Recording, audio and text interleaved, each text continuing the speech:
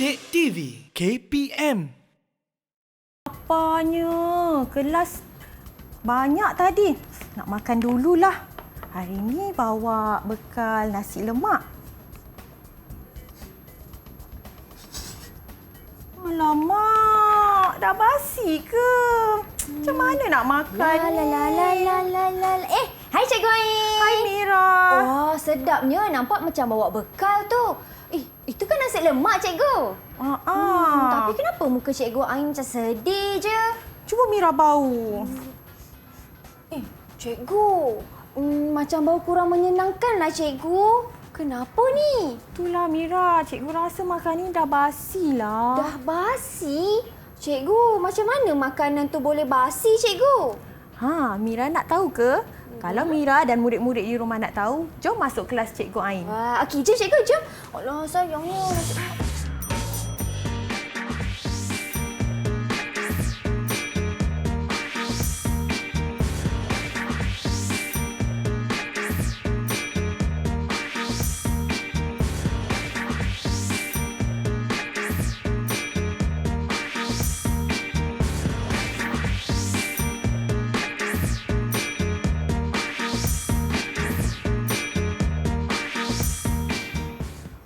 Assalamualaikum. Hai kawan-kawan. Apa khabar? Anda sedang menonton slot tahap 2 di Didik TV KPM bertemankan saya, Syamira Nazir. Hari ini kawan-kawan, kita nak belajar mata pelajaran sains untuk murid-murid tahun 6 dan murid-murid pendidikan khas dengan tajuknya Teknologi Pengawetan Makanan. Tetapi sebelum itu, di studio kita ada Cikgu Jurubahasa Isyarat turut serta dengan kami pada hari ini, iaitu Cikgu Sharifah Nur Solihatun dari SK Pendidikan Khas Batu Pahat, Johor. Assalamualaikum Cikgu, apa khabar? Terima kasih Cikgu Sharifah kerana bersama dengan kami pada hari ini.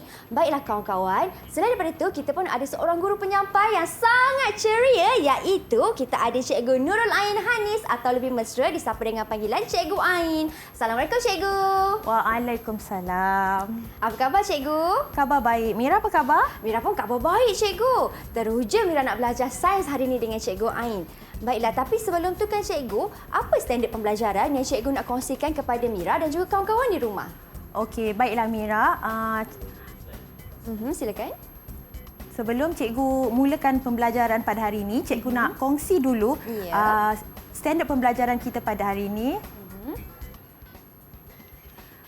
Standard pembelajaran kita pada hari ini, okey, yang pertama, menjelaskan dengan contoh ciri makanan yang telah rosak. Okey, standard pembelajaran yang kedua, menyatakan bahawa kerosakan makanan disebabkan oleh tindakan mikroorganisma. Dan standard pembelajaran yang ketiga, menghubungkait kaedah pengawetan makanan dengan faktor yang mempengaruhi pertumbuhan mikroorganisma. Okey, daripada standard pembelajaran ni, cikgu berharap pada akhir siaran murid dapat menyatakan ciri makanan rosak. Kemudian yang kedua, cikgu harap murid dapat menyatakan sekurang-kurangnya 4 contoh kaedah pengawetan makanan. Dan yang ketiga, cikgu harap murid dapat kenal pasti kaedah pengawetan makanan yang sesuai bagi makanan yang berbeza. Baiklah Cikgu Ain. Tadi kan Cikgu bawa bekal nasi lemak. Lepas tu nasi lemak tu dah basi. Macam mana? Apa punca kepada kerosakan makanan tu Cikgu? Kita selalu berhadapan dengan situasi macam tu kan Mira sebenarnya. Malam-malam mak kita masak banyak sangat. Kemudian tak habis. Lepas tu lupa pula nak simpan dalam peti ais ke. Esok bila mak nak bersihkan dapur, tengok-tengok, dah rosak makanan tu. Tapi apa sebenarnya yang menyebabkan makanan tu rosak? Takkan tiba-tiba je rosak kan Mira kan? Ya Cikgu. Jadi untuk merungkai misteri tu, boleh tak kalau cikgu nak nyanyi sikit? Wah, boleh Cikgu, boleh. Cikgu janji tak cara Siti Nurhaliza. Boleh? Boleh. Silakan Cikgu. Tanya sama nasi apa sebab basi, nanti jawab nasi kuman yang buat. Itu je sikit je Mira. Kuman yang buat. Okey. Kuman di sini sebenarnya cikgu merujuk kepada tindakan mikroorganisma yang menguraikan makanan daripada bentuk yang kompleks kepada bentuk yang ringkas. Senang ceritanya Mira, apabila ada mikroorganisma ni, makanan tu akan jadi rosak. Kalau mikroorganisma tak ada, makanan tak akan jadi rosak. Okey. Jadi bila kita nak faham tentang kerosakan makanan ni, kita juga kena tahu faktor-faktor yang menyebabkan mikroorganisma ni hidup dan bertumbuh. Barulah kita boleh faham macam mana makanan ni boleh jadi rosak. Okey, jadi seterusnya cikgu nak cerita pula tentang faktor pertumbuhan mikroorganisma. Faktor pertumbuhan mikroorganisma ni ada 5 je. Jadi untuk senang ingat, cikgu suka gunakan akronim. Akronim dia SUKAN. S, U, K, A dan N. S tu suhu yang sesuai. Okey. Mira rasa kan? Ya, cikgu. Kalau panas sangat, suhu tinggi, sesuai tak untuk mikroorganisma? Sesuai, cikgu. Tak kalau- sesuai lah, cikgu. Bayangkan awak bayangkan macam kita ni panas sangat, sesuai ke? Sebenarnya tak sesuai Mira. Bila suhu yang terlalu tinggi, panas sangat, mikroorganisma akan mati. Begitu juga bila suhu yang terlalu rendah, iaitu suhu yang sejuk, pertumbuhan mikroorganisma pula akan terencat. Jadi sebenarnya suhu yang paling ideal untuk mikroorganisma ialah yang sedang-sedang saja, iaitu suhu bilik.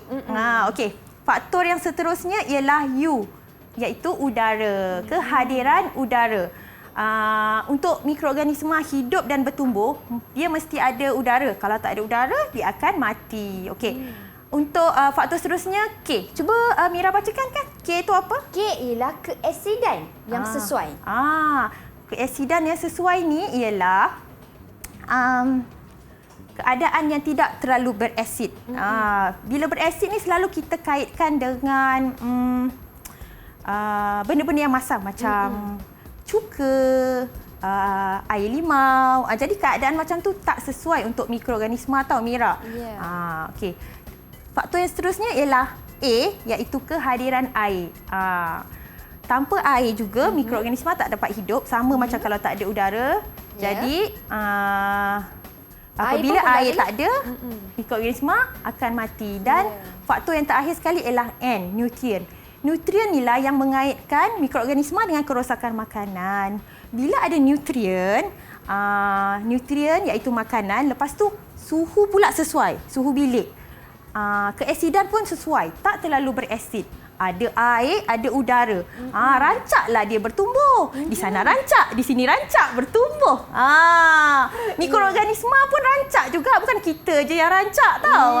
Jadi, begitulah terjadinya kerosakan makanan. Bila ada mikroorganisma, ada 5 benda tu, dia pun jadilah makanan rosak.